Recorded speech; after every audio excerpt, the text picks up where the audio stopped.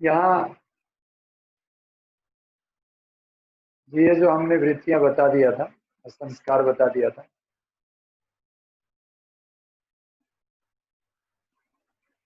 तो मैं सीधे वृत्तियों पर आ रहा हूँ। देखिए, ये 50 वृत्तियां हैं। आप लोग अपने मोबाइल से अगर देख रहे हो तो इसको बड़ा करके देख लीजिएगा। इन 50 वृत्तियों में जो ये है काम, अर्थ, धर्म और मोक्ष, ये सोचिए कि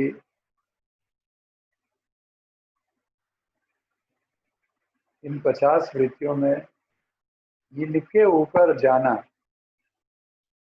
अवज्ञा, मूर्छा, प्रश्रय, अविश्वास, क्रूरता और सर्वनाश, यहाँ क्रॉस कर लिए हम। अगर हमने हठ योग किया, प्राणायाम किया, साधना और सेवा सेवा भी किया, लेकिन मणिपुर चक्र और अनाहत चक्र को लज्जा, विषुणता, ईर्ष्या, सुषुप्ति, विषाद, कसाय, तृष्णा, मोह, घृणा और भय, देखिए इसके बैक जाइए और ग्लैंड देखिए कौन सा है यहाँ मणिपुर चक्र। मणिपुर चक्र में ग्लैंड है एड्रिनल, और एक्सोक्राइन ग्लैंड में आपकी लीवर है, किडनी है, पैंक्रियास है। एंडोक्राइन ग्लैंड में आपका एड्रिनल ग्लैंड है। अब आप सोचिए, जो पित्त दोष से सफर करते हैं और जो लोग ये जो प्रॉब्लम आती है जिनको, वह इसी से आती है कि उनका अग्नि तत्व इस तरह से हो जाता है कि ये इस पर कमांड नहीं कर पाते। इसीलिए इतनी सारी प्रैक्टिसेस चाहिए, और भक्ति, इसके ऊपर भी भक्ति चाहिए, ध्यान चाहिए। क्योंकि ये चक्र पर तो आप कर लेंगे, लेकिन अनाहत चक्र पे जो ये अहंकार है और वितर्क है, कोई भी बात, कोई कुछ बोला तो आप उसको बिना तर्क दिए रुक नहीं सकते। और फिर लालच भी इसी वृत्ति, इसी चक्र का वृत्ति, लोलता। तो यहाँ से कुंडलिनी अगर नहीं उठाया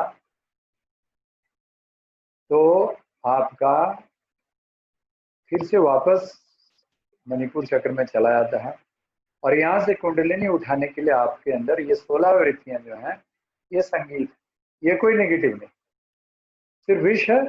विष मतलब नीलकंठ जैसे भगवान शिव ने विष यानी कि नेगेटिव एनर्जी को बचा लिया। मतलब आपकी विशुद्ध चक्र में कुंडलिनी अगर आती है तो आपकी संगीत की शक्ति से षडज सा ऋषभ रे गंधर ग मध्यम म पंचम प धैवत ध निषाद नी, है ना, सा रे ग म प ध नी, ये जो सरगम है, ये सरगम आपको ओम की ध्वनि के साथ जोड़ देगा। ओम अभी बोलने से ओम को सुन नहीं सकते आप। ओम सिर्फ आपकी कुंडलिनी जब तक विशुद्ध चक्र पर नहीं पहुंचेगी तब तक आप ओम ध्वनि नहीं सुन सकते, क्योंकि ओम सृष्टि की ध्वनि है। इसीलिए आपको संगीत में आना ही होगा। आपको संगीत, चाहे आप गाइए, आप बोलिए, गुनगुनाइए, लेकिन आपको संगीत में आना ही होगा। और इस संगीत के बाद ही आपका ये सा, सडक, साउंड ऑफ पीकॉक, ऋषभ रे, साउंड ऑफ बुल, गंधरा ग, साउंड ऑफ गोट, मध्यम म, साउंड ऑफ डियर और हॉर्स, पंचम प is the sound of koel, धैवत ध is the sound of donkey, निषादनी is the sound of elephant. ये सप्त सुर आपको ओम से फट वृत्ति, जो फटाफट वृत्ति जो है ना, ये फट यानी ब्रिंगिंग थ्योरी इनटू प्रैक्टिस। जो लोग इस वृत्ति, इस संगीत और भक्ति में नहीं डूबते, या कुछ कीर्तन नहीं करते, भजन नहीं करते, उनका सीधे माइंड फटा, तुरंत उनका फट वृत्ति नहीं ठीक से होने से उनका मन सीधे अनाहत को क्रॉस करके नीचे चला जाता मणिपुर में, और हो सकता है स्वादिष्ठान में भी चला जाए, और वो अविश्वास और प्रश्रय पर उसका माइंड चला जाएगा। यानी खूब सोचता है कोई व्यक्ति, खूब प्लानिंग करता है, खूब प्लानिंग करता है, ठीक है, प्लानिंग पिट्यूटरी ग्लैंड से हो गया, माइंड को ऊपर ले गए कॉन्सेंट्रेशन से, लेकिन आपका जो संगीत, यानी आप रस में नहीं जीते हैं, आप मस्ती में नहीं जीते हैं, आप अहंकार में रहते हैं तो आपका माइंड सीधे फिर नीचे मणिपुर चक्र में या तो ईर्ष्या या सुषुप्ति लेजीनेस देखिएगा लोगों को, डिप्रेशन ऐसे लोगों को होता है। और जो मेंटल केसेस हैं उनको आप इस चक्र साधना के इस साइंस पर आप ठीक कर सकते हैं। ठीक है, तो उनके सब वृत्तियों को आप समझेंगे, इसमें क्रियाएं तो आप देखेंगे, इसका हम लोग अभ्यास करेंगे अलग अलग क्लास में। तो ये है कि आपका फाइनली आ गया चक्र और सहस्रार। तो मैं ये आज के साधना में आपको सहस्रार तक लेकर आया और सहस्रार से फिर अनाहत पे लेकर आया। इसीलिए इसका जो बीज मंत्र है लंग वंग रंग हम, ये सब और इसके सब अलग अलग प्रैक्टिसेस, फिर उसके बाद पंचकोशास। पंचकोशास में जो बाहर में जो नाम दिया इसको थोड़ा इलेबोरेट किया हमारे गुरुदेव ने। ठीक है, इसको आप लोग सब लोग पीपीटी देख लीजिएगा दोबारा, ठीक है ना। और आपको इतनी ऊर्जा शक्ति आ जाएगी कि आप कुछ भी काम कर सकते हैं, कितना भी। यानी आहार, निद्रा, भय और मैथुन पर आपका नियंत्रण हो जाएगा। इसमें ये प्रैक्टिसेस हैं। फिर 7 धातु पर बैलेंस करना आपको, ठीक है। तो ये सात्विक आहार लेना है, जंक फूड नहीं लेना है। फिर अल्कलाइन फूड लेना है, सात्विक में भी अल्कलाइन। तब कुंडलिनी शक्ति को जगाने के लिए ये है, त्रिदोष से ऊपर उठना है। जो प्रकृति में आप लोग अध्ययन करेंगे, जो लोग भी पढ़ रहे हैं प्रकृति, तो आप लोग आयुर्वेद का क्लास करेंगे तो कुंडलिनी जागरण में आपको बहुत सहायक होगा। क्योंकि ऐसा है कि आप बीमारियों से मुक्त नहीं रह सकते।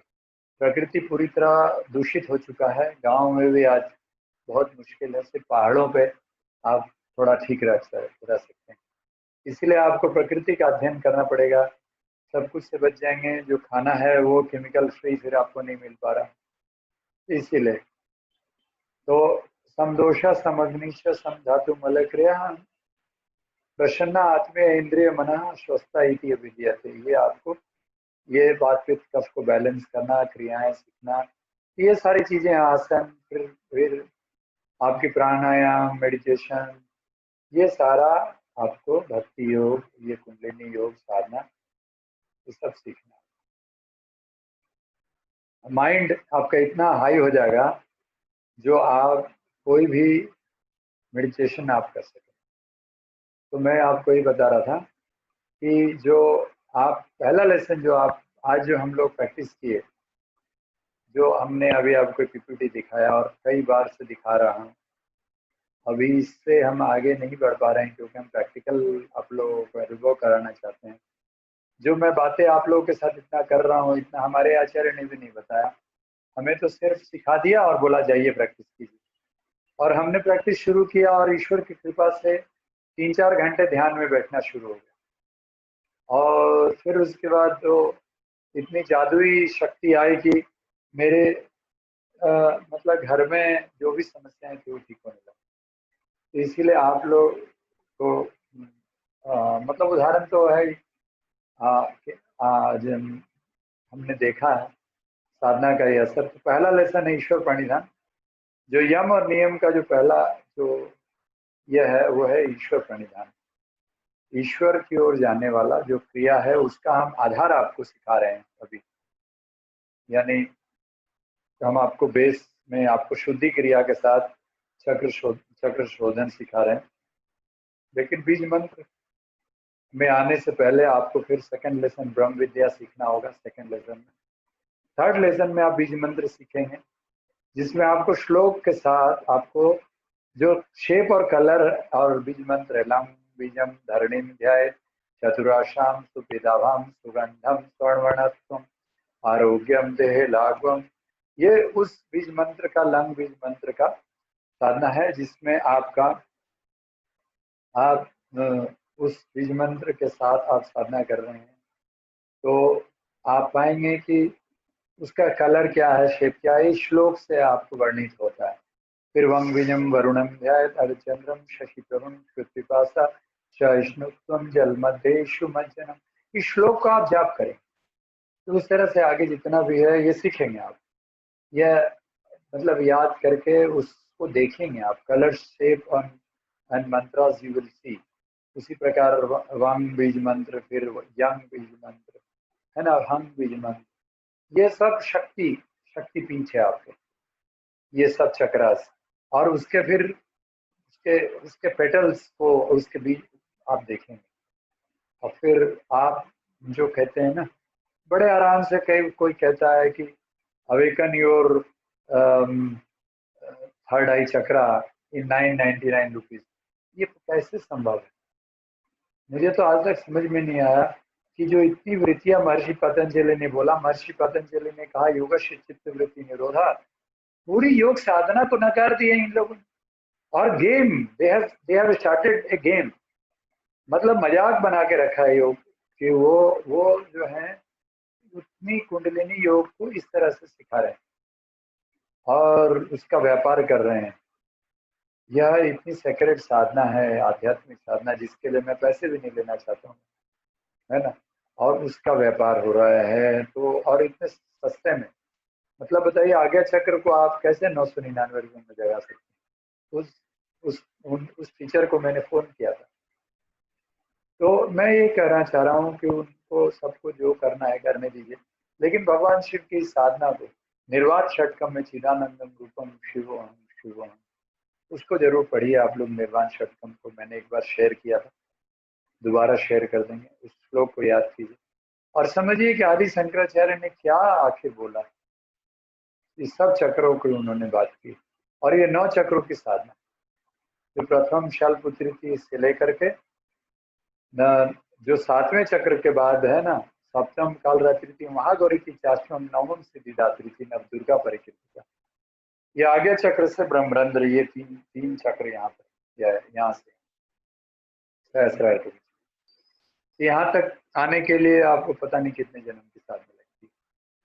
तो कैसे हम लोग, अब मणिपुर चक्र की जो वृत्तियां आप पढ़िए, फिर उसके बाद उस पर मान लीजिए आपने विजय प्राप्त कर लिया, अनाहत पर विजय प्राप्त कर लेंगे क्या आप? जीरो अहंकार पर तो भगवान बुद्ध रहते थे, है ना।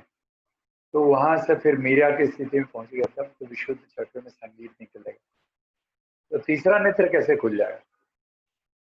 इसीलिए अभ्यास करना है हमको, देवता तो बनना ही है, लेकिन मानवीयता से देवता बनने के क्रम में पशुता, जो पशुता एनिमैलिटी है, उस पर तो हमको विजय प्राप्त करना है। Animality to humanity to divinity, तो that is why we need to do asanas. और आपको मैं एक बात ईमानदारी से बोलता हूँ, आप लोग मुझे जवाब दीजिएगा, मेरी स्वभाव और मेरी वार्तालाप को देख करके आप लोग इतने दिन से हैं, प्रशांति दीदी फिजिक्स की प्रोफेसर है ना, तनुल लाइफ साइंस पढ़ती है, और बहुत सारे लोग मुझे जानते हैं। मेरा आप लोगों ने ऑब्जर्व किया, मेरी प्रकृति के हिसाब से आप बताइए,